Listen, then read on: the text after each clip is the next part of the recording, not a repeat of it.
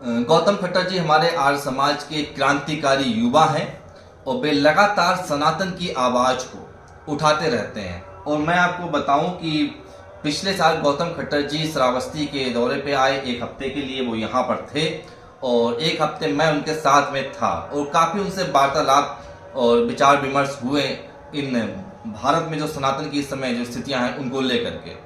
और मैं देख रहा हूँ पिछले एक साल से वो भाजपा की तारीफ नहीं कर रहे हैं। जहाँ पे गौ कसी हो रही है, तमाम तरह के जो मुद्दे हैं उनको लेकर के कुछ ना कुछ वो अपनी बात को रख रहे हैं। और उसी दौरान उन्होंने पिछले साल भी निजामुद्दीन चिश्ती पर उन्होंने बोल दिया था, क्योंकि वो मोहम्मद गौरी का व्यक्ति था और उसने भारत में काफ़ी कुछ गलत किया था।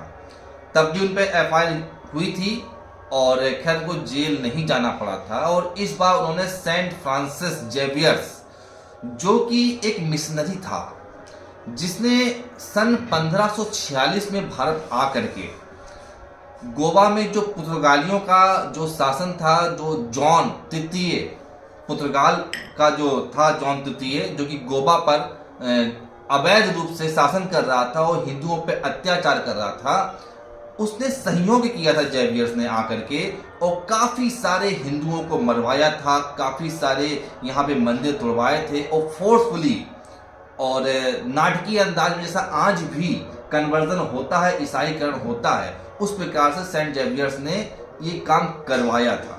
और इसी बात को, यही वक्तव्य को गौतम खट्टर जी ने दोहरा दिया और इसी बात को उन्होंने रखा और उनकी गिरफ्तारी हो गई।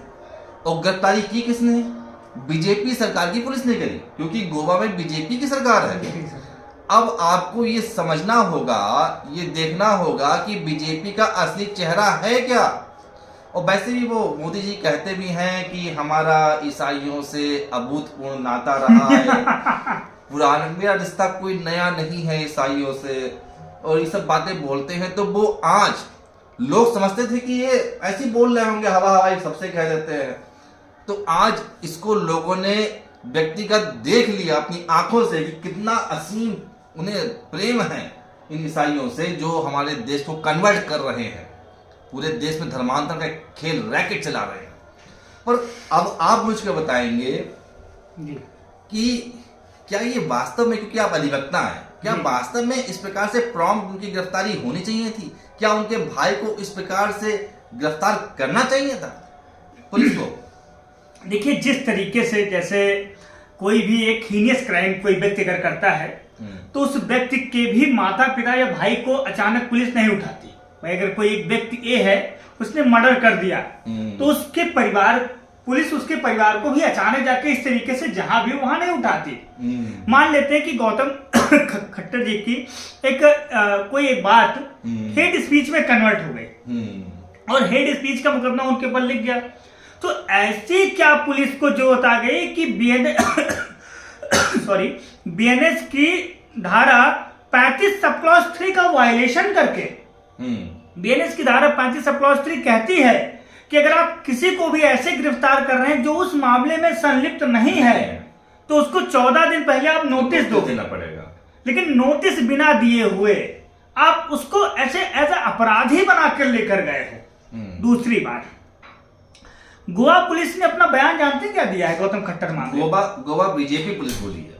हाँ, चलिए, गोवा बीजेपी पुलिस ने अपना ये बयान दिया है कि हम अगर गौतम खट्टर को गिरफ्तार नहीं करेंगे तो गोवा में रह रहे क्रिश्चियन की भावनाएं आहत हो जाएंगी। ये उन्होंने अपने चार्जशीट में मेंशन किया। मतलब है कि एक जो हकीकत है, जो सत्य है, जो ऐतिहासिक है, उसको बोल देने से यदि किसी की भावनाएं आहत होती हैं, कल हम औरंगजेब के लिए कुछ बोल देंगे जैसा कि उसने किया है, तो मुसलमानों की भावनाएं आहत हो जाएंगी। हम मोहम्मद गौरी को बोलते हैं, हम गाजी सरकार को बोल चुके हैं पिछले साल, तो उससे मुसलमानों की भावनाएं आहत होती हैं और हमें गिरफ्तार करके जेल में डाल दिया जाएगा।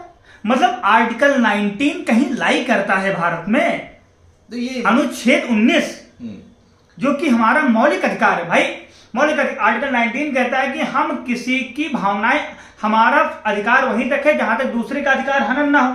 लेकिन यहाँ पर गौतम खट्टर जी ने तो किसी का अधिकार का हनन किया ही नहीं, उन्होंने जो सत्यार्थ था उसको प्रकाशित कर दिया।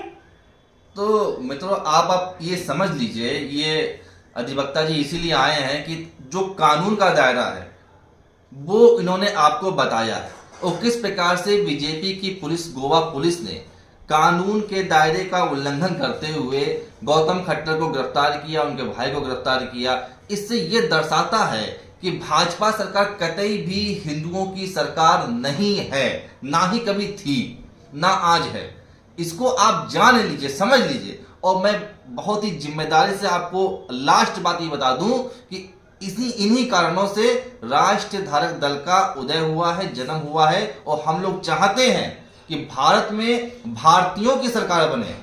जो ये विदेशी संस्कृति है, ईसाई और मुस्लिम, इनकी सरकारें ना बने, भारत में भारतवासियों की सरकारें बने। हिंदू, सिख, जैन, बौद्ध जो भारतीय संस्कृति को बढ़ावा दे सकें, ऐसी सरकारें भारत में बने, मात्र यही उद्देश्य है। इसीलिए आप लोगों से पुनः निवेदन है कि हम लोगों को सपोर्ट करें और समर्थन दें। धन्यवाद।